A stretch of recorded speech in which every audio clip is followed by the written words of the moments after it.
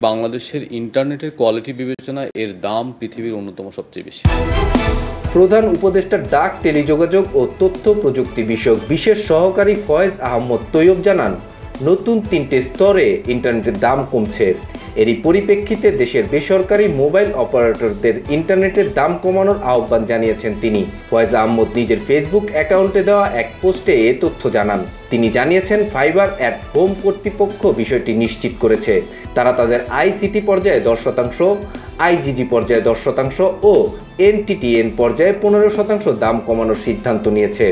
এর আগে আইএসপি লাইসেন্সপ্রাপ্ত কোম্পানিগুলোর সংগঠন 500 টাকায় 10 Mbps ইন্টারনেট প্রদানের নিশ্চয়তা দিয়েছে। তারাও আগে আন্তর্জাতিক গেটওয়ে পর্যায়ে বাংলাদেশ সাবমেরিন কেবল কোম্পানি তাদের সব আইআইজি ও আইএসপি গ্রাহকদের জন্য 10% এবং পাইকারি গ্রাহকদের জন্য অতিরিক্ত 10% সহ মোট 20% দাম কমিয়েছে।